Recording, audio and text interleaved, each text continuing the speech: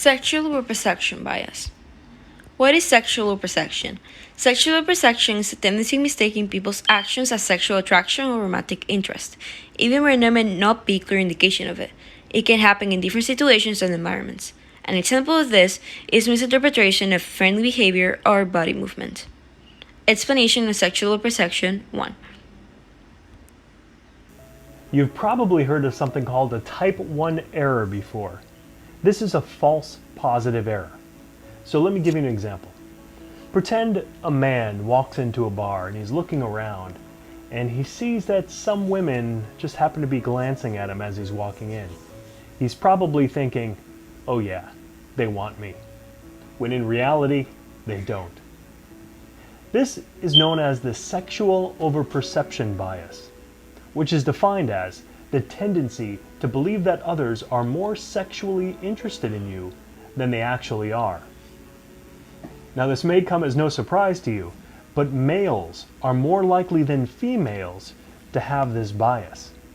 This is because the reproductive costs of sexual underperception are greater for men than the risk.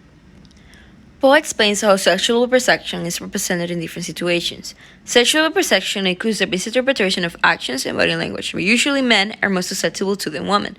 He also details that sexual overperception happens when people are seeking for romantic attraction. If they're not interested in pursuing it, this perception bias is less likely to happen, since they are not easily going to mistake people's intentions with romantic interest.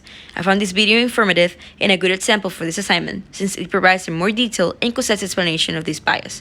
It shows examples of real-life situations to better understand the concept of sexual overperception. Explanation of sexual overperception 2. Do they actually want me? The sexual overperception bias. Alexander details how this bias can be manifested in different places, including the workplace, bars, restaurants, etc. This bias is explained by the terror management theory, where a person assumes that something is present without actually being present. For example, sexual interest behaviors that can easily be misinterpreted for friendly behavior. Alexander details that men are most susceptible to this bias than women due to cultural norms and factors related to reproductive strategies. For example, for men, it is easier to exhibit this behavior since the mating process does not have the same impact as it does in women.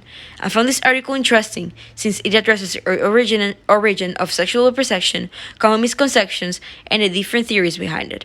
I used it for this assignment since it clearly addresses how this bias can affect friendships and relationships at a larger level, and how it can be perceived by others. As an example, being exposed to it in a work setting can lead to discomfort and harassment, affect work productivity, and damage professional relationships.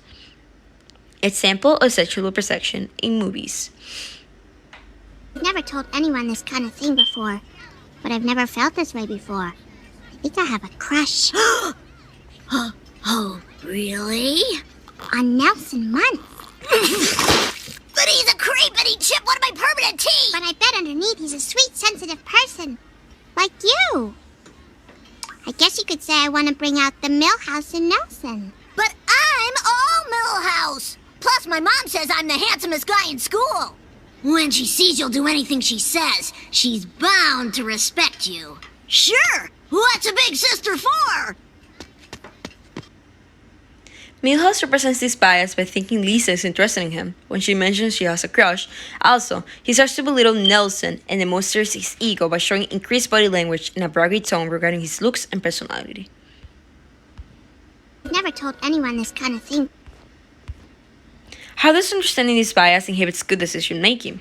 When sexual overperception is not understood, it can lead to poor decision making. For example, it may lead us to misinterpret signals shown by others or make assumptions that aren't accurate, without fully understanding someone's intentions or desires. Understanding this bias and being able to notice how it manifests in different settings can help us understand people's behaviors, improve mutual understanding, and proper communication of our feelings and intentions. Thank you for listening to my presentation.